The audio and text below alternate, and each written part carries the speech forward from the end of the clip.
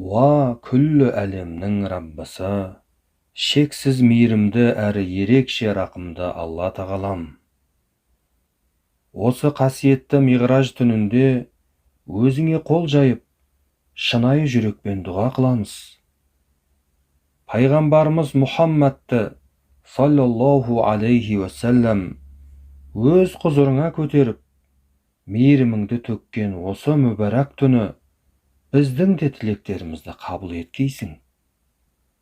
Уа Раббым, сен кешірімдісің, кешіруді жақсы көресің, бізді кешіргейсің. Бізді өз мейіріміңнен мақрұм етпегейсің. Жүрегімізді Құран нұрымен нұрландырғайсың.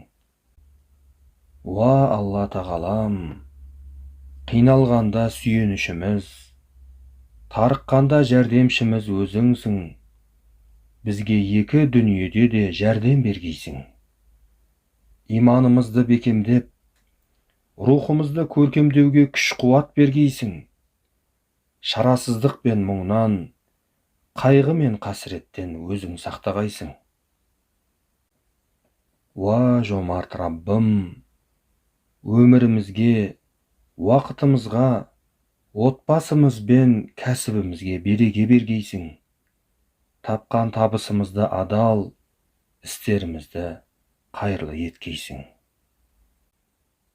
Уа ұлы Раббым, бізге бұл дүниеде жақсылық бергейсің.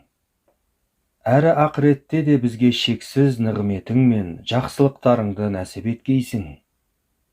Және бізді тозақ азабынан сақтағайсың. Уа Алла тағалам, біздің мәңгі мекенімізді жәннат еткейсің. Бізді, ата-анамызды, бауырларымыз бен барша мұсылман үмметін тозақ отынан сақтағайсың.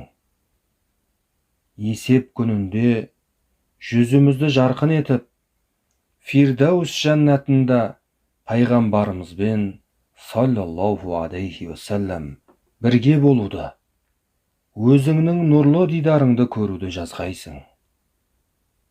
Уа Раббым, дұғамызды қабыл алғайсың. Миғраж түніндегі құлшылықтарымызды сауаптан жазғайсың.